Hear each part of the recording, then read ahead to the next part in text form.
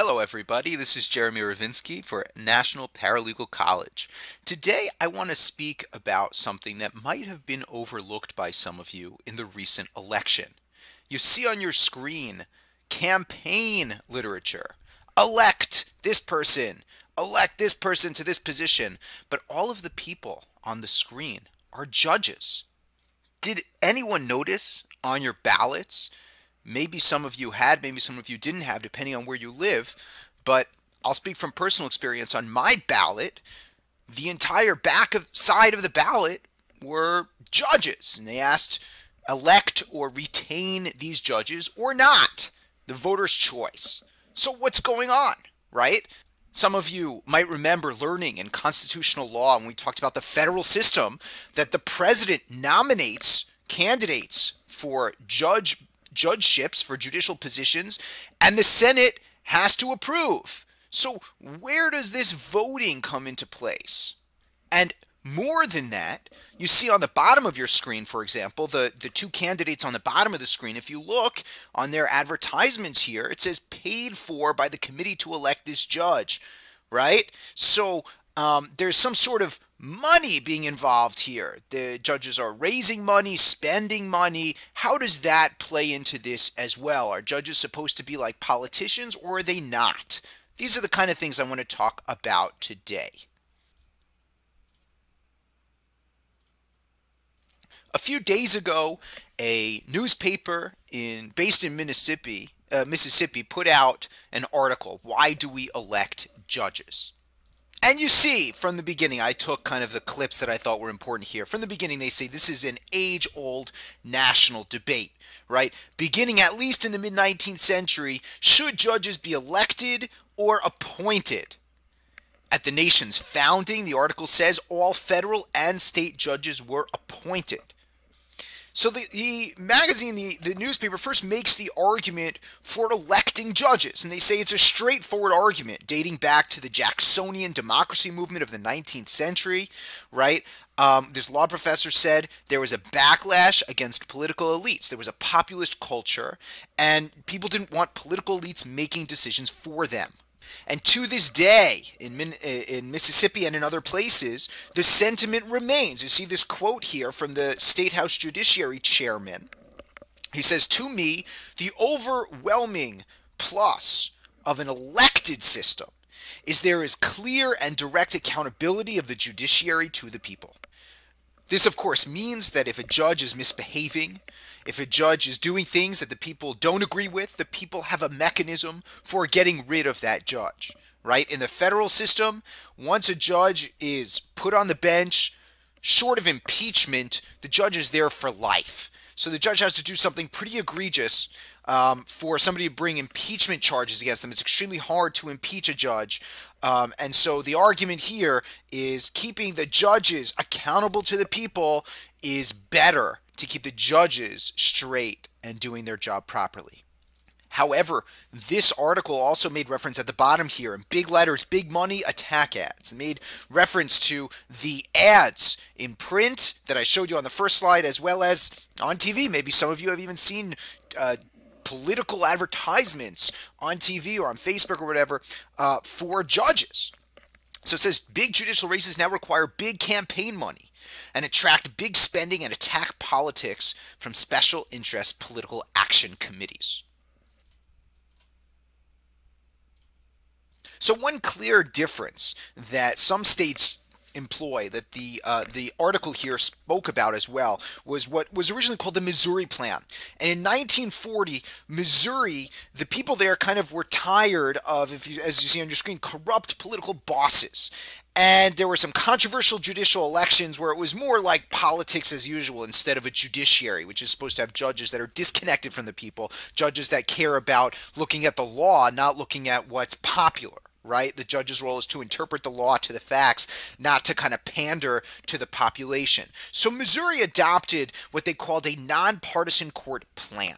And basically what this means is that there was a commission made of nonpartisan people or people from both parties, or people that didn't say their parties, or whatever it is. It changes based on the state you're in. But the original conception of the plan was a nonpartisan commission that would review candidates for an open judicial seat. And then that commission would send to the governor a list of the candidates that the commission agrees and believes is best qualified to be a judge. Then from that list, the governor picks a candidate.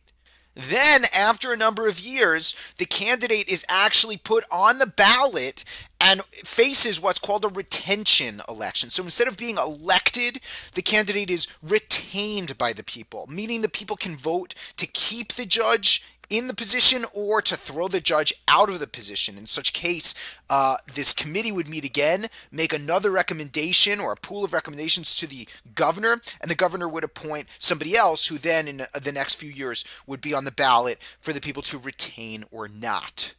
And this, of course, this we're talking about on the state level here. This, of course, was kind of meant to be a compromise where the people wouldn't have to run for office, so it wouldn't be political, and the people voting would just get to see how the judge behaved on the bench. And if the judge did something egregious, or the judge, didn't ever show up to work, or, made fun of people, or whatever it is, didn't apply the law properly, the people could get rid of the judge. So this was seen as a way of kind of having that mix where you get a say in who stays and who goes, but you're not going to kind of get into the political nitty-gritty with attack ads and people running who aren't qualified and things like that.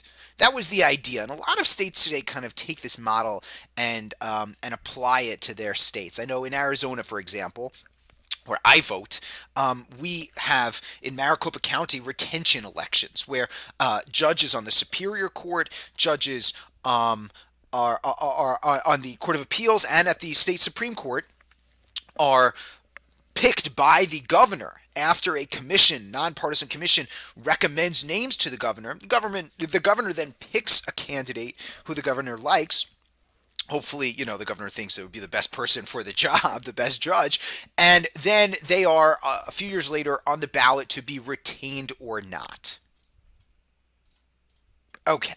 So you see on your screen some statistics, and these statistics are taken from this website, Justice at Stake, which is an organization that's actually dedicated to stopping the election of judges. The organization believes that judges should be completely separated from the political process. But I found these statistics from that website. So it says 39 states elect at least some appellate or major trial court judges. That's a lot, 39 out of 50.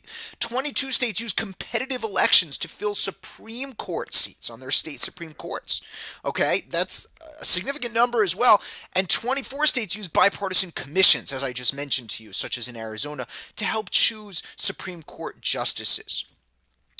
They also on the website have an interesting statistic. Spending on state Supreme Court elections more than doubled in the past decade, from $83.3 million in the 90s to almost $207 million from 2000 to 2009. So there's big money being spent here by people who want to get behind the bench.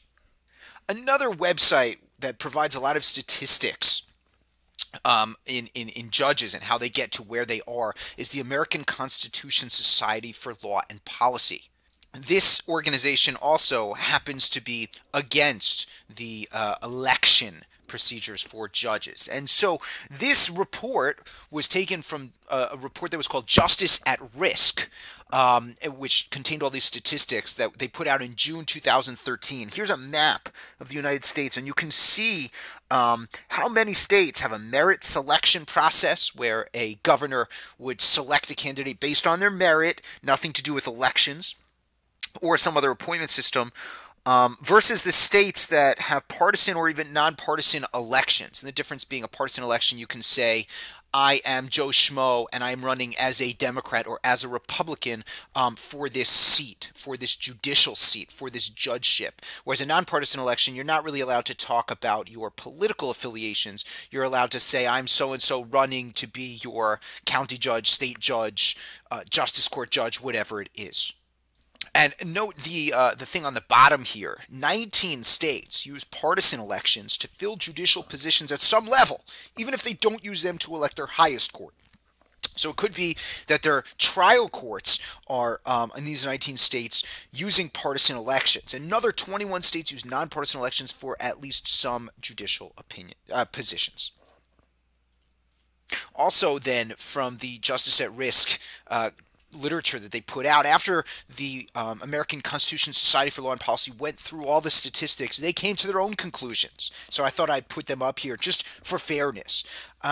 They say, as you see on your screen, that a significant relationship exists between business group contributions to state Supreme Court justices and the voting of those justices in cases involving business matters. They're basically saying there's some sort of pay for play, that they're paying these judges. They're contributing to their campaigns, and the judges kind of, side with them more often. They found statistical evidence for that.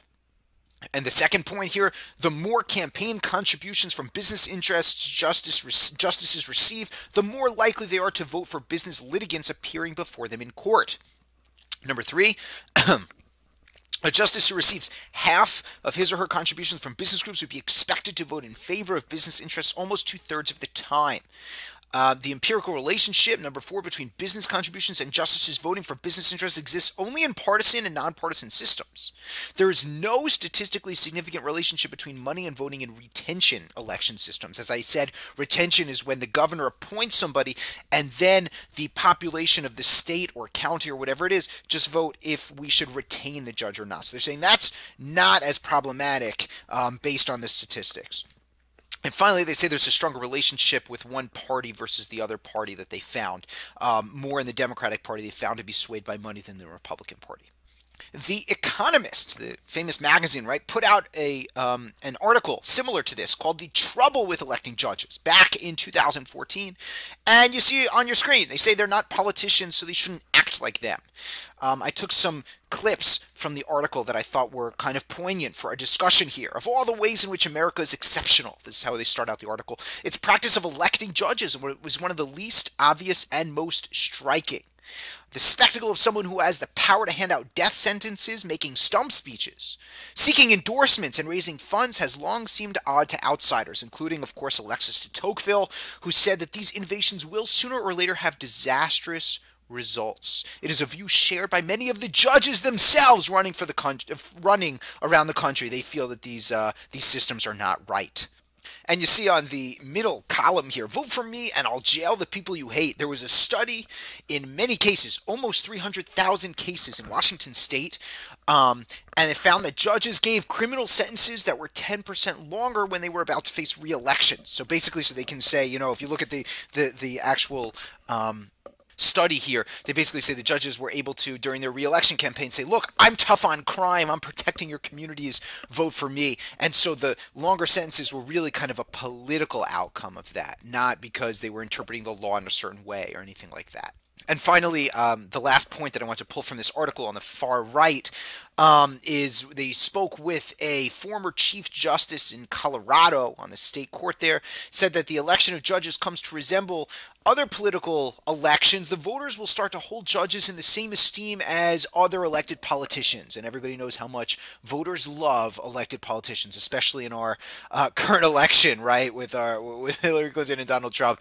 In other words, voters don't like politicians. They see them as sleazy. They see them as dishonest. And so there's a concern that if you're voting for judges as well, and they're on the same ballots, you'll start seeing judges that way as well, and the judiciary and the whole process and the rule of law will be hampered.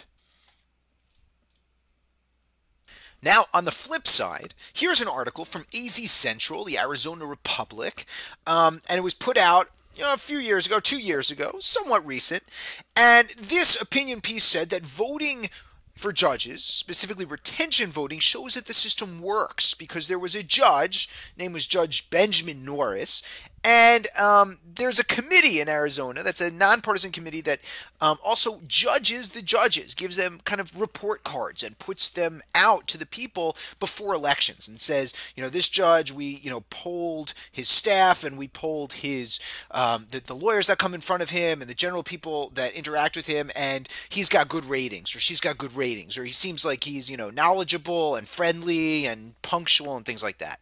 Parenthetically, I remember when I clerked for an appellate appellate court judge in Arizona. I remember receiving a form that asked me for my opinion of how the judge works and how he's doing, and they would kind of keep that in mind as they kind of make their report card. So here, there was a judge that got really bad reviews, and the commission basically informed the people saying, in our opinion, this judge really should go.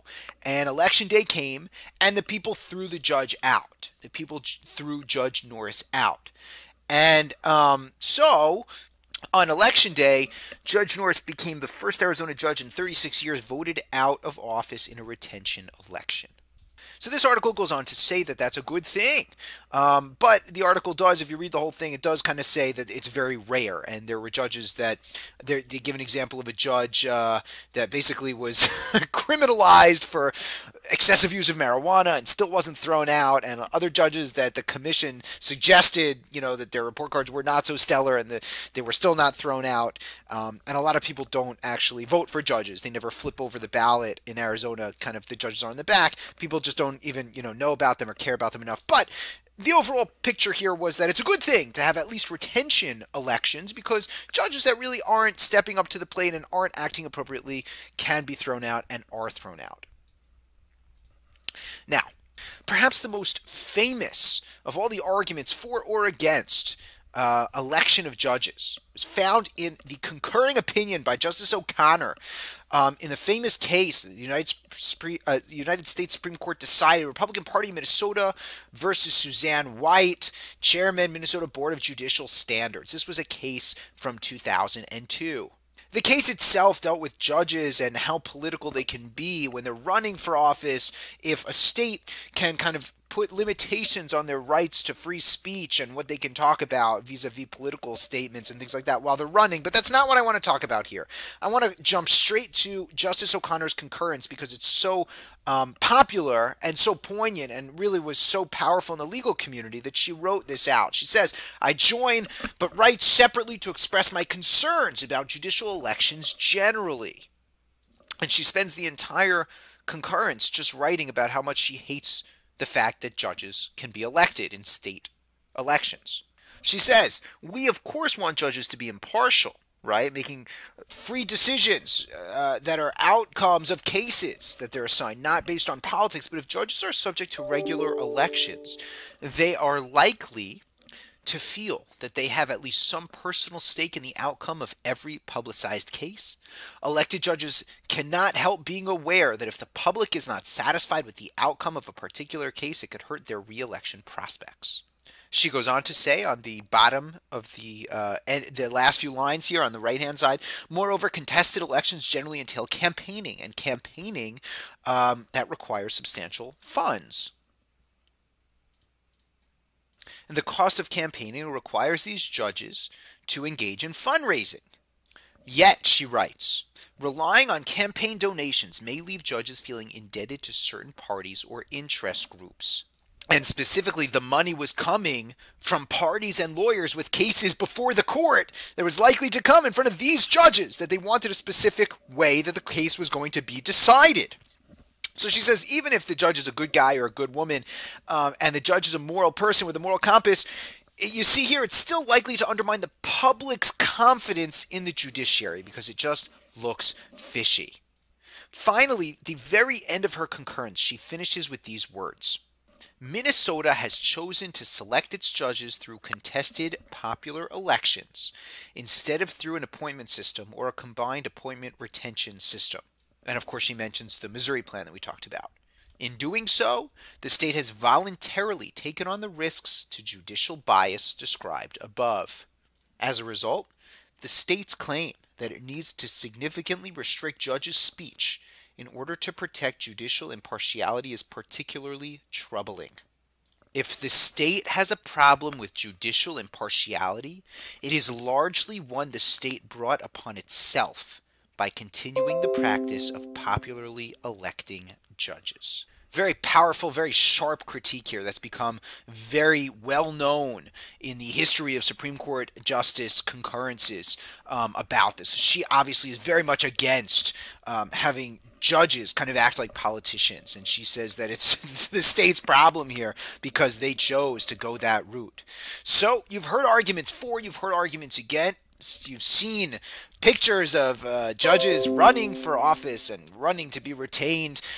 Maybe you've seen them even in your own districts, on your own ballots. The question now is, what do you think? We'd love to hear your thoughts, and thanks so much for watching. For National Paralegal College, this is Jeremy Ravinsky.